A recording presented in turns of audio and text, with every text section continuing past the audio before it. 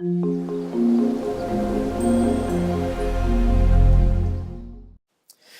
at this point, what I want to do is to place box colliders around the game order so that when the UFO is moving around, it will bounce against this border, and therefore the UFO won't fly off the game grid. Okay, so what I'll do is I'll select the border, which is this guy right here, and let me just remind myself here, if I remove the active checkbox here, it makes the background disappear, so that's why I know I have to select the background.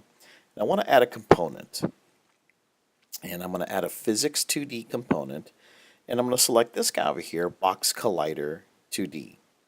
All right, now I'm going to zoom in because it's very difficult to see this green line probably on this recording, but on your screen, I'm going to press the letter F. On your screen, you'll probably see that green line that is going around the perimeter of our board.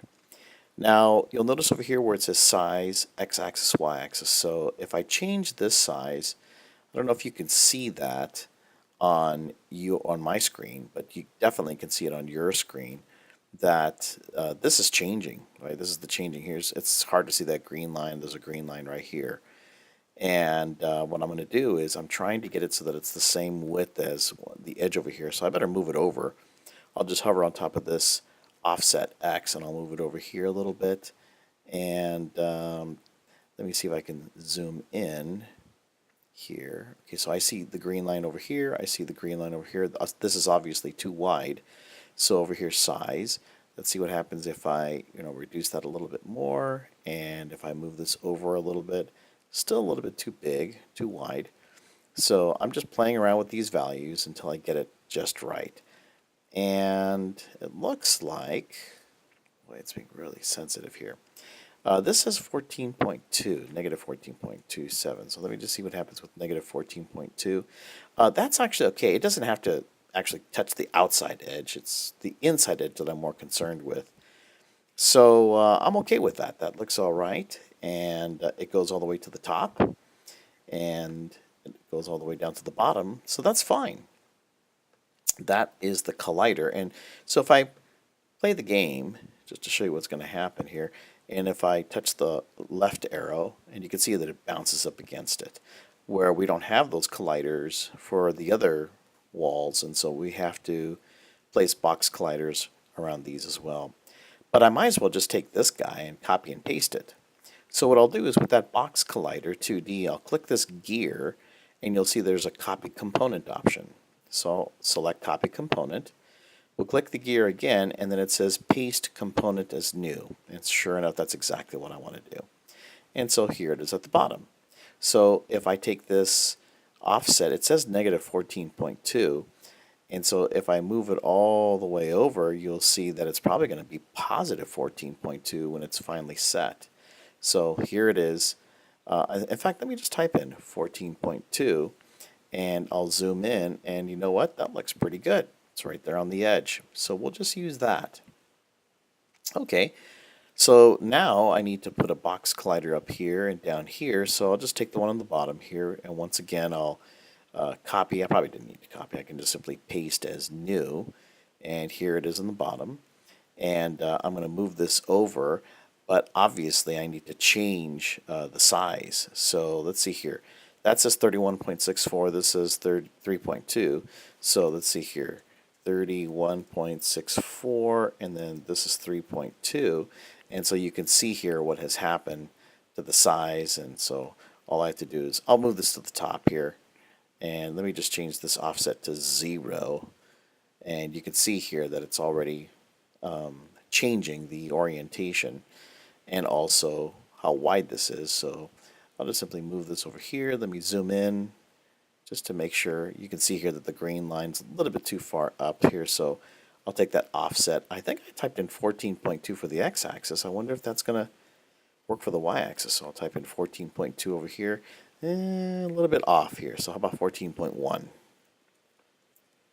And that's all right here. Let's see here, 14.15. Okay, I'm being very picky here. I like that. All right, so that's 14.15. And so what I want to do is I'm going to take that box collider and I'm going to copy that and I'm going to paste as new. And then what I'm going to do is with the offset, I'm going to drag this all the way down to the bottom. And it looks like it's about negative something, right? So what did I type in? 14.15. And so if I zoom in, yeah, right on the money, right there. That looks pretty good. Let me press F on the keyboard and then I'll zoom in. By the way, if I press F over here, nothing happens. But I have to have my mouse pointer on top of the object that I'm interested in focusing on. So let me just do this, right? So if I move over here, and if I press F, see, so you press F on top of the object that you want to zoom in on. Okay, I think that's it. So let's go ahead and play the game. And I'm going to use the arrows and make sure that all the walls are tested. And as you can see here, they stop right at the wall. Bam. Okay. Now, just to show you that physics or friction is taking place, if I press down and right at the same time, you see that it's rolling on the wall. Now I'm pressing left and down and then up and left so that the UFO is rolling on the wall. That's pretty cool. So this game engine is simulating the physics of friction, this UFO against the wall. All right, that looks good. So let me stop the game. So we were able to achieve this idea of preventing the UFO from flying off of this game board by putting box colliders. And then, of course, this thing has the player, that is, has a rigid body. And so that rigid body is what's going to interact with the physics of the game. The next thing to do is to have the camera follow the UFO around the game board. So to do that, we're going to create a script for the main camera. And what I'll do is I'll select the main camera, and I'm going to click Add Component and scroll all the way down to the bottom, and you'll see New Script. When you click New Script, it's going to allow you to type in a title here or a name for the script. We'll call this guy Camera Controller. Press Enter. All right, now, by the way, I don't think I've created a scripts folder over here. So if I click on Assets, I'll see the two scripts that I've created, but I really should create a scripts folder. So what I'll do is I'll click on Project Create and click Folder and then Scripts. And then I'll just simply drag and drop each of the scripts into the scripts folder. That way everything is nice and neat. So if I double click on scripts, or if I just click on scripts over here, you can see the two scripts that are available. We just created the camera controller script, so I'm going to double click on that. That's going to take me, as you can see, to Visual Studio Community. Here it is. Here's the camera controller script. So now we can go ahead and type in the code necessary to follow the UFO. Okay, go ahead and click up here at the top, and let me press enter a couple of times, and I'm going to create a public game object variable called player. Now, player is going to represent the internal representation of this guy right here. Remember, we are typing code for the camera. So I need to tell the camera this is the player.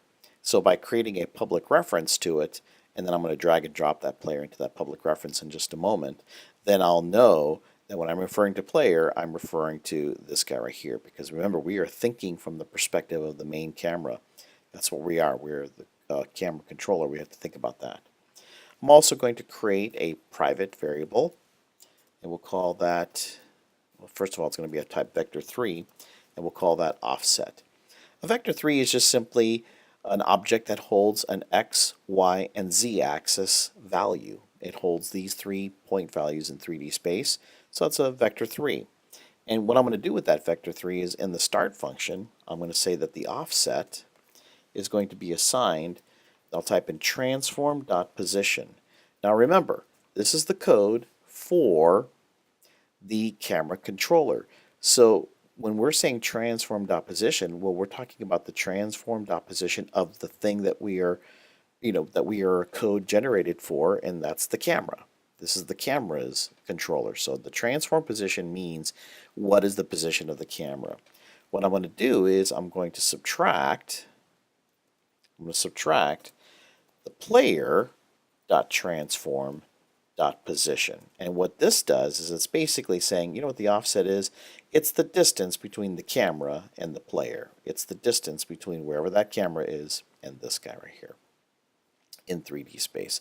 Maybe I should show you this. Let me see. Right now, this is 2D. If I select this, now you can see that we are in 3D. And so, actually, all games are in Unity are in 3D. All that we're doing here is we're just making the camera look top down. You can think of it that way. But over here, as you can see, it looks like we are in 3D space. And so if I rotate around, you can see all the stuff that's going on. There's the camera, right? So what we're really doing is when we're asking for the transform.position minus the transform player.transform.position, what we're doing is we're trying to get that distance right there. Okay, let me go back into 2D, and then I'll go back over here.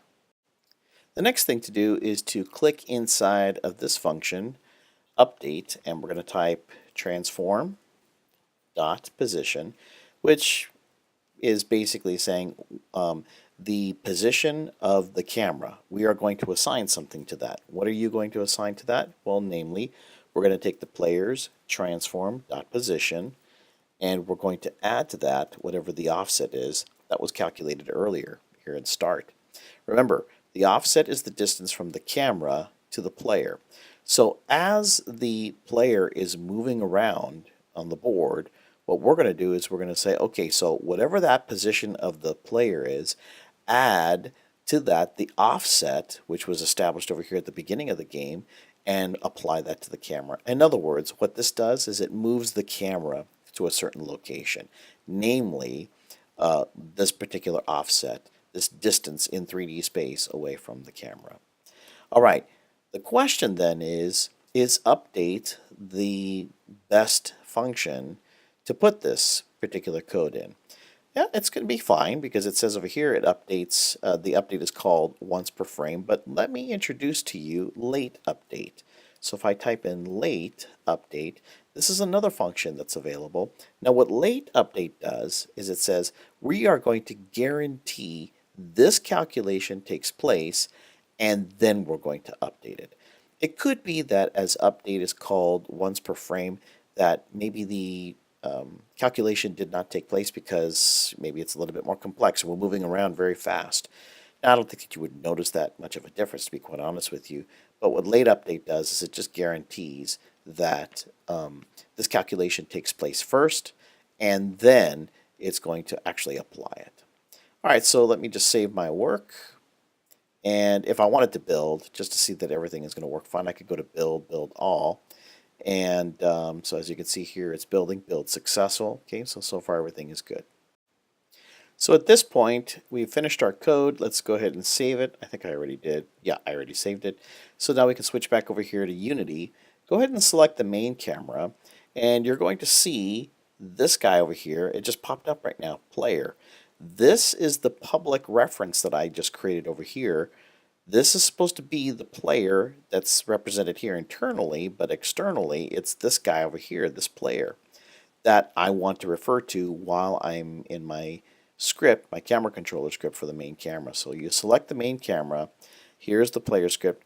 What you're going to do is we're going to click, hold down, and drag and drop that player to over here. So let me do that now. I'm going to click, hold down that player, drag and drop it to this area over here, this text area, or this box area, I should say. And now, player, which is a code reference that I created over here, is now going to have a reference to this player over here.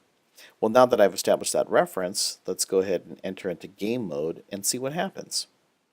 Okay, so I'm going to press the arrows and notice that the camera is moving with the UFO. So I'm going to test right, up, left, down, and it works good. And I love this effect right here where I'm forcing it to have a friction effect against the wall here. I don't have to do that. For example, if I just press up, then this won't have any friction against the wall here, or if I press down, it won't have any friction. Still, that's a very cool effect. Okay, so let me get out of the game mode, and everything is looking good. Okay, the next thing to do would be to prepare to place collectibles around our game so that as we move the UFO around, it's going to capture those collectibles. So if I go over here to sprites, I see that there is a pickup and I want to use that. So I'll just take this pickup and I'll drag and drop it over here on top of the hierarchy. Now you may be wondering, hey, I can't see it. Well, that's because the player is on top of the pickup. And so in order to see the pickup, what I want to do is I'm going to select the player, temporarily deactivate it, and let me go ahead and select pickup. And it looks like actually the pickup's still not visible, and that's probably because of the sorting layer. The sorting layer, this has already been defined for you as a result of downloading these from the Unity store. It already created these sorting layers. Otherwise, I could create add sorting layer and create these. But I think what I'll do is I'll take this pickup and I'll say, yeah, that's my pickups right there. And so now you can see that that's going to select it because according to this sorting layer, it looks like the background is supposed to be in the back, and then the pickups, and then the player is supposed to be on top. Okay, so by selecting pickups, now I have this pickup item, and what I want to do is I want to copy and paste a bunch of these.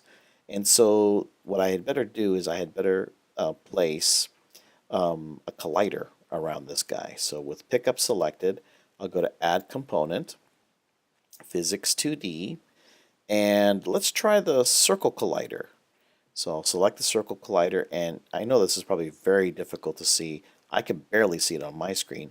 There is a green circle, a very light green circle that is around my pickup. Now what I'm going to do is I'm going to hover on top over here, radius, and I'm going to change that value. So I'm, just simply moving my my three fingers on my trackpad. You would just simply click and move your mouse to the left, to the right. And what you're trying to do is you're trying to make this as tight as possible. And so there's a little bit that's sticking out of the green. That's fine. Everything else seems to be enclosed within this green Circle Collider 2D. I like this. It's looking good. So before I continue, let me go ahead and save my project. I like to save often, just in case something bad happens.